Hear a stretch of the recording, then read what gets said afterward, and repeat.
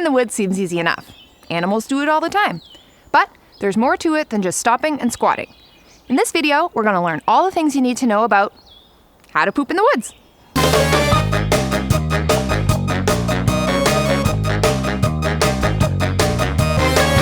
Hi everyone!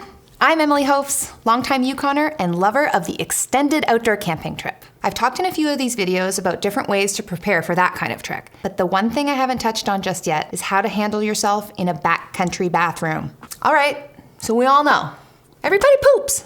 But if you're here exploring the beauty of the Yukon, there's a few things you must know in order to poop safely and respectfully in a way that leaves no trace.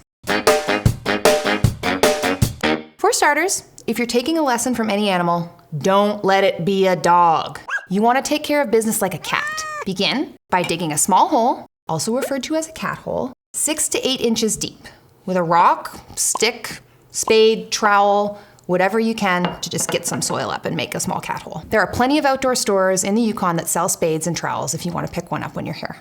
Make sure your cat hole is at least 200 feet from sources of water, your campsite, any trails, and out of view and scent of your fellow campers. You can search for soft soil, but soil in the north is generally thin and coarse, which is why it's also a good idea to find some rocks to help cover over your cat hole. Sometimes you just can't find soil deep enough to dig down 6 inches. Going on a ridgetop or a south-facing slope will help speed up decomposition. And if you're camping with a group, you can build a common latrine, filling it from one side and covering it over with dirt after each use. You can also just use different locations each time and just communicate with your fellow campers where you've been.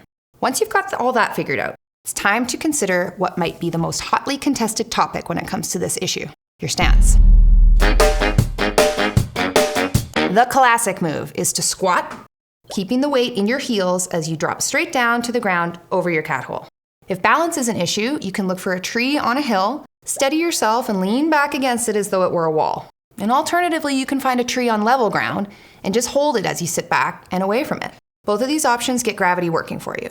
And finally, if you just straight up don't trust yourself to stand or squat in the proper position for the duration of a whole poop, look for a stump or a fallen log, and they can act as a modified toilet. This requires a bit more aim. You still have to dig your cat hole and then maneuver your butt over it from a greater height, but it is the closest thing to a real bathroom, almost like home.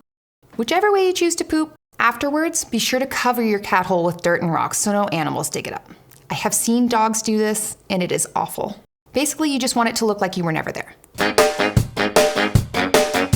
Always pack out your TP, even your used TP, in a plastic bag, and then clean your hands with sanitizer afterwards. I know that this sounds kind of gross, but it is actually what respectful backcountry folks do. You don't want to leave your waste for anybody else to come across. Following these steps, or squats to be more accurate, will keep you from contaminating water sources, your hands, and your own site. Speaking of sites, head over to travelyukon.com for more information on how to get the most out of your Yukon adventures.